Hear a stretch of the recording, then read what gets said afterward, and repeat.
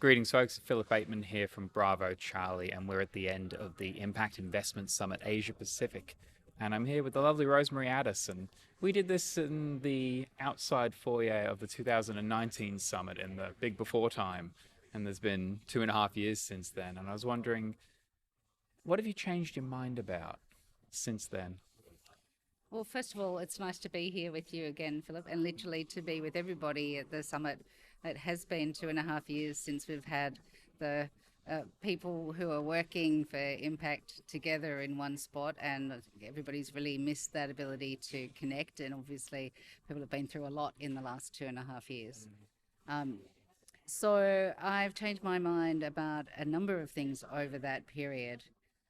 First of all, the challenges that we're facing into really have been brought into stark relief for all of us in the way that we've experienced the pandemic, and then for many people who've been affected, particularly who have lost their jobs or who've had family members die, or who are in lower income settings or countries where they've had insecure work. There are lots and lots of ways in which people have been affected.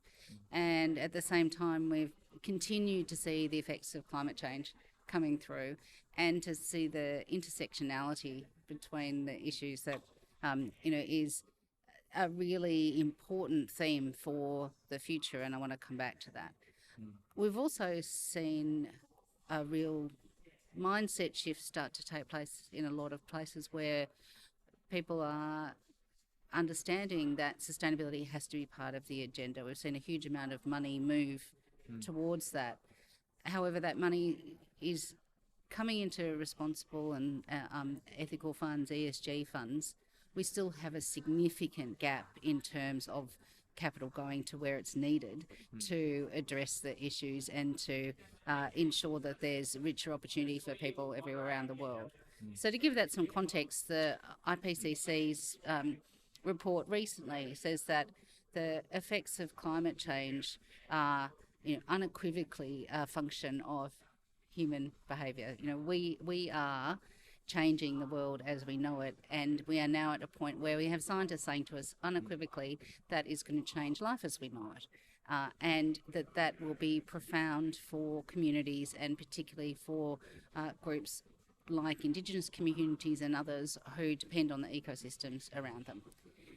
They're also telling us that at a scientific level of certainty that these effects are now what they described as cascading, compounding and aggregating, and that there's a real challenge in terms of whether our systems are equipped to adapt quickly enough. And during the period of COVID and lockdowns, we've also seen the world slip backwards on significant areas where we'd made a lot of progress in recent decades. Fundamental shifts in poverty, we've gone backwards for the first time in 30 years. We've gone backwards in having kids in school, often obviously for good reason if we needed to have social distancing, but making sure that those millions of children end up back in some kind of education system is not assured. So, can I ask, when you say gone backwards, have we paused, or have we fundamentally lowered in our capabilities? Are we off a growth track, or have we really taken a hit? No, the UN data indicates that on measures, for example, reductions of poverty, we've actually gone backwards for the first time in 3 decades. Yeah. Which means that the trajectory that we were on, where it was still going to be a steep curve to meet the Sustainable Development Goals by 2030, is now a monumental task in front of us. And so there's a lot of work to do. At the same time, people have been really wanting to connect more with meaning. I think there has been, in some cases, a profound sense of the importance of human connection and kindness, and we have seen people shifting their savings accounts and where they're held in different bank accounts. We've seen them shifting their investment and making different decisions, wanting to do more that's positive for the world. We're not there yet in terms of what's needed, though, for some of those shifts and the solutions that are required to really be able to put us back onto that trajectory where we are making significant inroads to these problems. So that's a challenge in front of all of us. It's not just a capital challenge, it's also a challenge in terms of solutions. What we've seen in the last 2 years, though, is when we're up against it, humans are good in a crisis, and we've got really strong foundations to draw on. We have what it takes to solve a lot of these problems. The vaccines, obviously, being one of the key areas. But our distribution systems turned out to be really clunky in terms of getting them across the world in a way that helped to minimise the number of variants and some of the other shocks and effects of the pandemic. So we know that our systems and our infrastructure need work.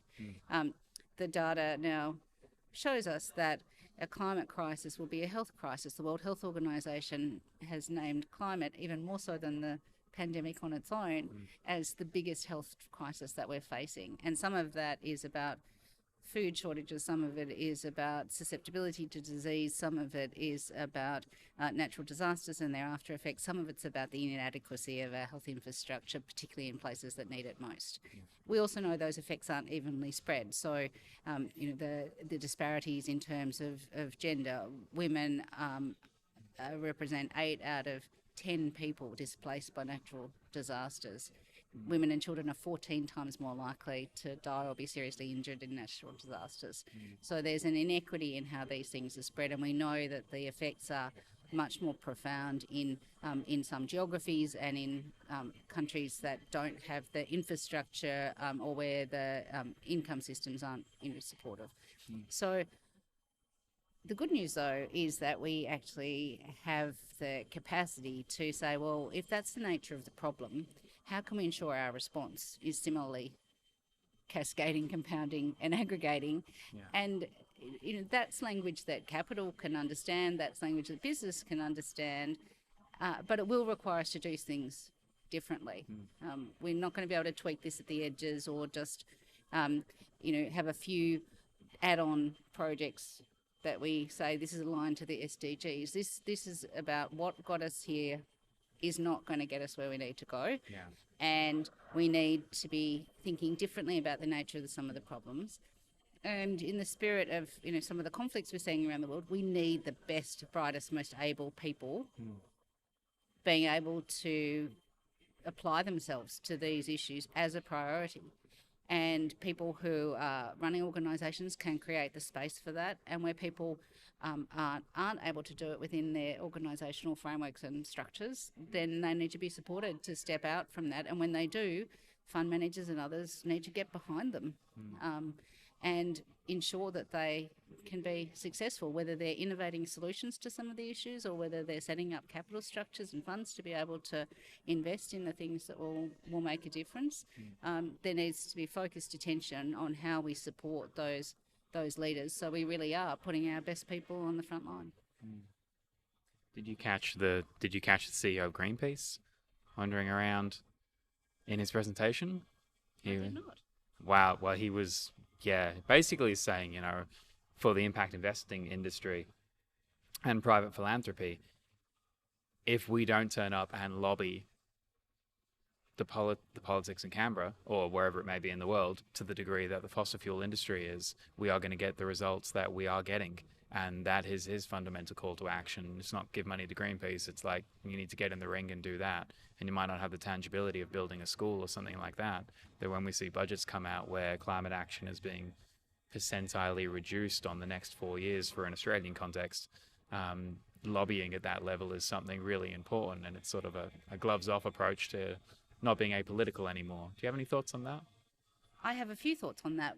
One is, we can't wait for governments. The nature of the beast is such that there will be political, pressures, and changes of government will bring different winds, but they may not move quickly enough for us. And so, yes, we should continue a constructive conversation, and I'll come back to that, but we can't wait for them. So we need to continue doing what we're doing.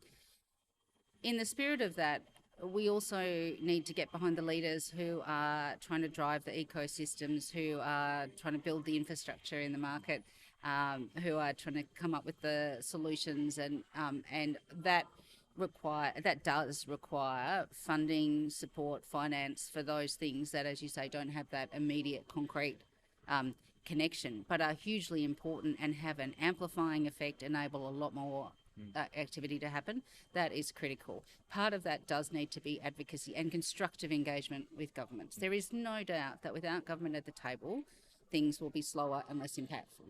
Yeah. I just had a flashback that I think I said that the last time we met, but it's just as true now.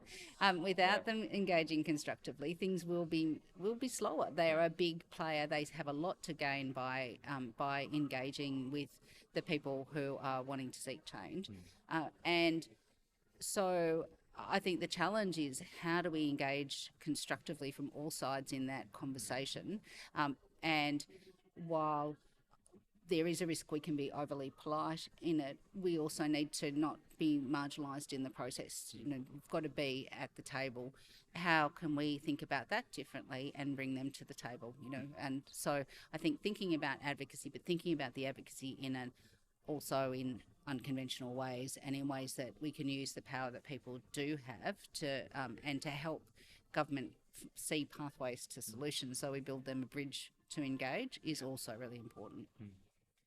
And you said we have the systems now to move with confidence. Can you tell us more? Yeah, what I was talking about there is that we have aspects from the existing systems in markets, in policy, and particularly in what's been done around the impact management and measurement, to be able to engage with what's available and move forward in the right direction. Do we have every single piece and all the data we'd like to have absolute certainty and precision? No, we don't. But at the moment, I see a lot of people and organisations waiting for that and potentially sacrificing being directionally correct for being precise, and they might end up precisely wrong. And so I think there's a balance, but we have, some of my colleagues would argue, we have better systems already in impact management and measurement than we have for risk.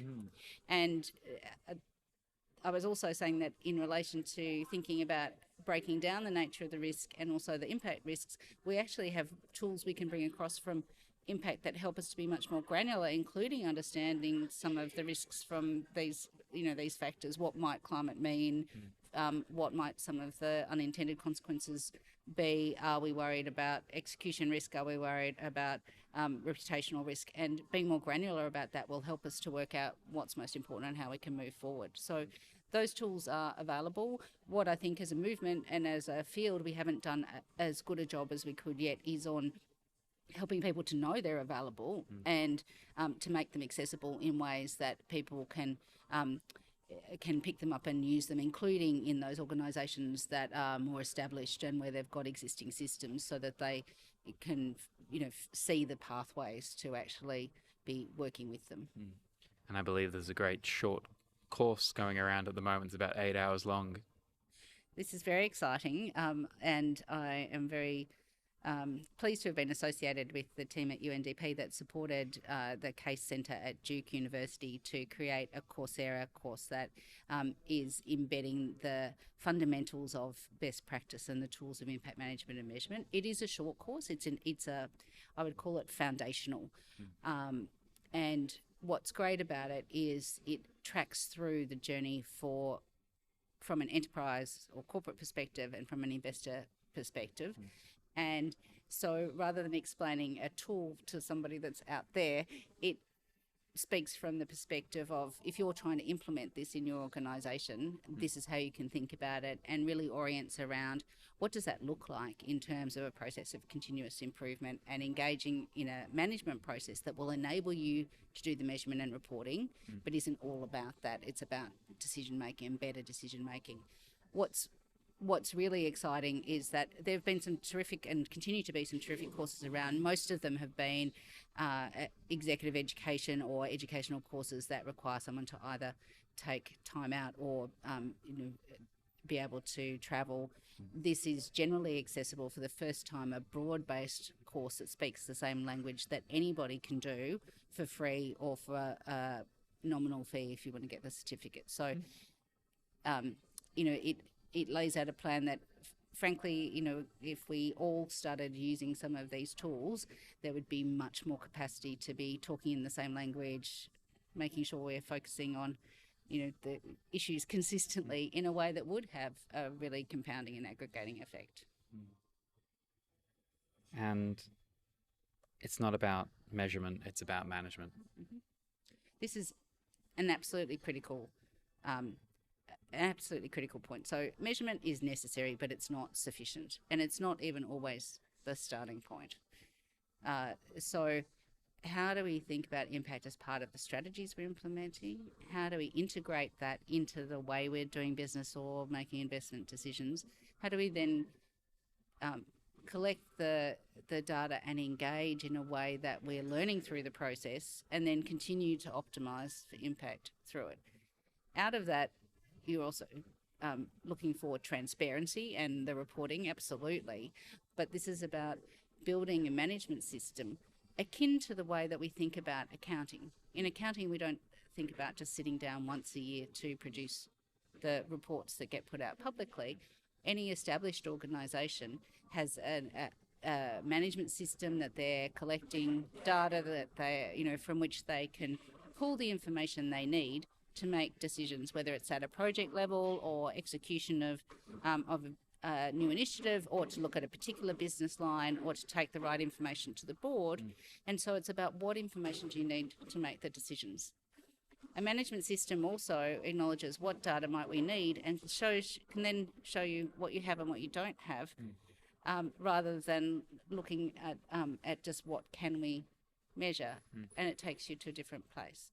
So the core elements of a management system are really linking it to the strategy, the integration and management, the transparency, not just about what you're achieving, but about how you're going about it, and the governance to oversee that and increasingly embed it into the organisation's culture and way of working. And I'll grab a final thought from you, because if it looks like we're getting thrown out because they're packing up around us, it's because that's exactly what's happening. And you've already kind of told us what are you excited about, but what is your one piece of advice to coin the two questions that you use when you're interviewing people? And maybe there's something else you're excited about, so feel free to answer both. I am excited about a shift in the energy, and we are seeing shifts now in some of the major systems that will affect the way that we engage and do business. The biggest shifts we've really seen since Bretton Woods, and that is exciting. That is a really big step forward. There's a lot to play out, but I'm excited about that it's on the agenda. That's what we want to say. And the piece of advice I would give people is just get started, and putting impact on the agenda is a really powerful thing to do. Once it's on the agenda, then it is part of the conversation, and it's really helpful in terms of people developing an awareness around the impact of the actions that they're having. And then it's something that you can start to drive the conversation towards, well, how would we optimise for that? How would we look at both the positive and the negative impacts that we're having? And I say to people, once you start that conversation, it's like when you buy, a red car, then next time you go out on the road, you see more red cars than you had ever been aware of before. It creates an awareness that is a fantastic starting point. So get started. Don't look for it to be perfect. Do it within a framework of management, and you'll find that it gives you a way to move forward. You were referred to as an ambassador and a guardian angel of this Impact Summit, and it's been transformative for me. It was the last time I was here. It has been again. The program's been amazing. Thank you, Melanie Greblow, and just thank you to everybody involved and yourself. And I'll put the links to what we've been talking about in the description of this video. If you haven't seen the new Bravo Charlie website, go to www.bravocharlie.global and have a look. It's good times. And thank you so much. I look forward to more. Me too. Thanks, Philip. Organizational leaders that are hell-bent on changing the world for the better probably don't have the most effective strategy when it comes to digital marketing and video, and that's why I'm here. Get me in touch with them so we can get on this mission and we can create change at a much faster pace.